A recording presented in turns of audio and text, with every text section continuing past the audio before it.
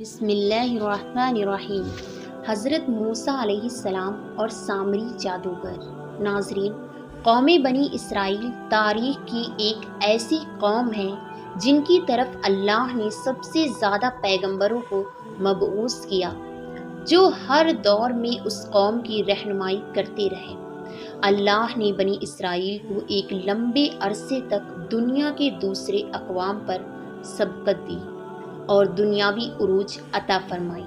بنی اسرائیل کو بے شمار نعمتوں سے بھی نوازا گیا اور مقدس سرزمین بھی عطا کی گئی۔ اس کے باوجود یہ قوم اللہ کی نافرمان ثابت ہوئی۔ یہودیوں نے اپنی طرف بھیجے گئے بے شمار نبیوں کو قتل کیا، اللہ کے حکم کی پامالی کی اور ہر دور میں شرک میں مبتلا ہو گئے۔ یہ مجرم قوم جب عذاب میں مبتلا ہوتے تو اپنے پیغمبروں اور صالحین پر ایمان لا کر ان کی پیروی شروع کر دیتے، اور جیسے ہی ان پر سے یہ عذاب ہٹا دیا جاتا وہ دوبارہ حق کے منکر بن جاتے اور اپنے وعدے سے پھر جایا کرتے تھے۔ قرآن مجید میں بنی اسرائیل کی سرکشی اور نافرمانی کے متعلق بہت سارے واقعات کا ذکر ہے، جن میں ایک قابل ذکر واقعہ سامری جادوگر کا واقعہ ہے، جس نے بنی اسرائیل کو بہکا کر انہیں ایک بچڑے کی پوجا میں لگا دیا تھا۔ روایتوں کے مطابق سامری کا اصل نام موسیٰ ابن ظفر تھا۔ سامری جس سال پیدا ہوا تھا اس سال فرعون نے تمام اسرائیلی بچوں کو قتل کرنے کا حکم جاری کیا تھا۔ جب سامری کی ماں کو یہ خطرہ محسوس ہوا کہ فرعون کے سپاہی اس بچے کو قتل کر دیں گے تو اس نے اپنے بچے کو دور جنگل کے ایک غار میں رکھ دیا اور اوپر سے پتھر بند کر دیا۔ ادھر اللہ نے اپنے فرشتے جبریل امین کو اس بچے کی حفاظت اور غذا دینے کے لیے کام پر مامور کر دیا۔ لہٰذا جبریل علیہ السلام اس غار میں آتے اور اپنی انگلی اس بچے کو چٹا دیتے، جس سے دودھ اور شہد جاری ہو جاتا۔ اس طرح حضرت جبریل علیہ السلام نے اللہ کے حکم سے اس کو اپنی انگلی سے دودھ پلا کر پالا اور اسی غار میں وہ پل کر بڑا ہو گیا۔ اس کا نام بھی موسیٰ تھا اور حضرت موسیٰ علیہ السلام کا نام بھی موسیٰ تھا۔ ایک طرف موسیٰ سامری کو جبریل علیہ السلام نے پالا تھا تو دوسری طرف حضرت موسیٰ علیہ السلام کی پرورش فرعون کے گھر میں ہوئی تھی۔ مگر اللہ کی قدرت یہ ہوئی کہ فرعون کے گھر پرورش پانے والے موسیٰ علیہ السلام اللہ کے رسول ہوئے اور جبریل علیہ السلام کا پالا ہوا موسیٰ سامری کافر بن گیا۔ دراصل جب اللہ رب العزت نے بنی اسرائیل کو فرعون کی غلامی کے لیے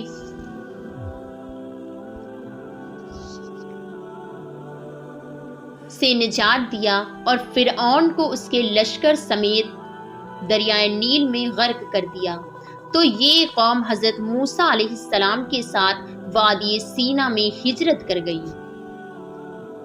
وہاں اللہ نے موسیٰ علیہ السلام سے وعدہ کیا کہ انہیں مقدس کتاب توریت عطا کی جائے، جو بنی اسرائیل اور بعد کے آنے والے لوگوں کے لیے ہدایت ہوگی۔ حضرت موسیٰ علیہ السلام کو یہ حکم ملا کہ وہ 30 راتوں کے لیے کوہ طور پر قیام کریں، اس کے بعد انہیں توریت دی جائے گی۔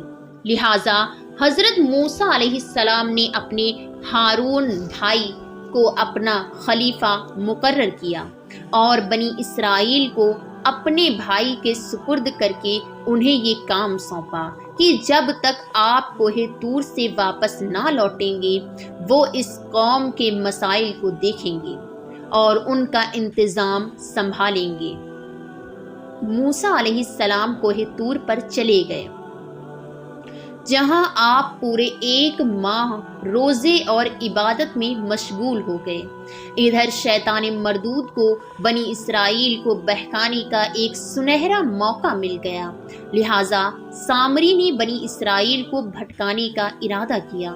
موسیٰ سامری بنی اسرائیل کے ساتھ مصر سے ہجرت کر کے ساتھ آیا تھا۔ جب موسیٰ علیہ السلام کو کوہ طور سے واپس آنے میں تاخیر ہوئی اور 30 دن سے بھی زیادہ ہو گئے تو سامری نے بنی اسرائیل میں یہ افواہ پھیلا دی کہ موسیٰ علیہ السلام کی موت ہو گئی ہے۔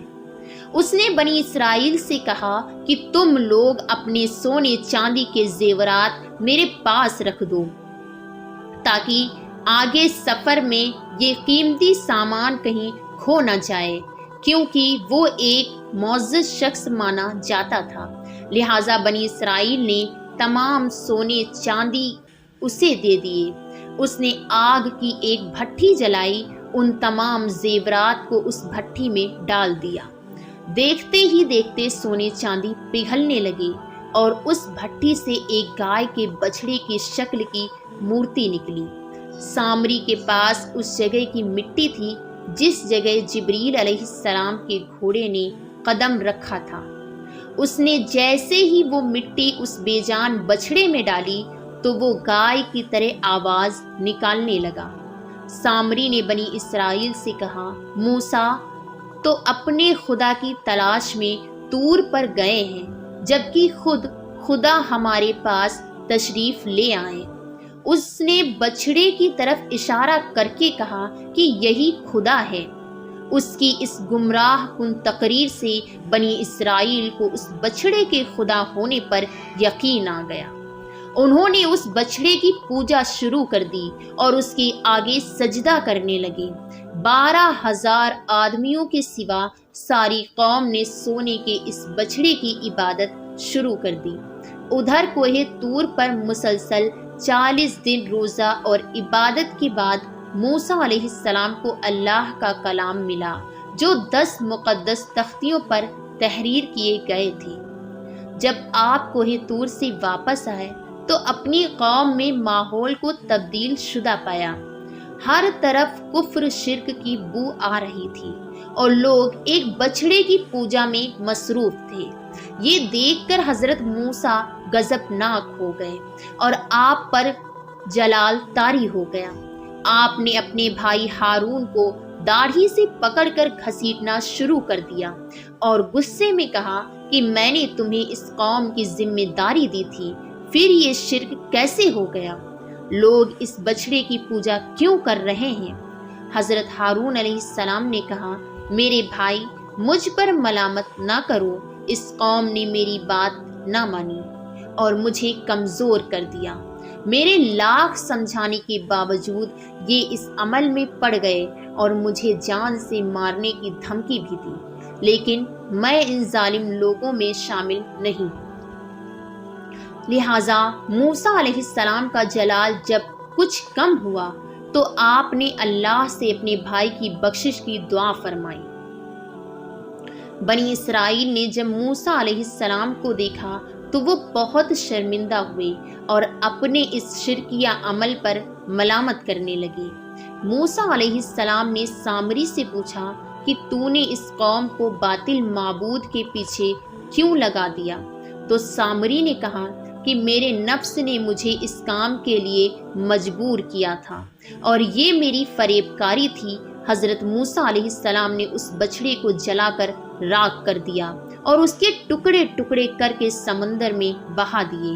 روایتوں میں آتا ہے کہ موسیٰ علیہ السلام پر یہ حکم نازل ہوا کہ آپ 80 آدمیوں کو منتخب کر کے کوہ طور پر لے جائیں اور یہ سب لوگ بچھڑا پوجنے والوں کی طرف سے ماجرا طلب کریں اور یہ دعا مانگی کہ بچھڑا پوجنے والوں کے گناہ معاف ہو جائیں۔ لہٰذا موسیٰ علیہ السلام نے چن چن کر اچھے اور صالح آدمیوں کو ساتھ لیا اور کوہ طور پر تشریف لے گئے۔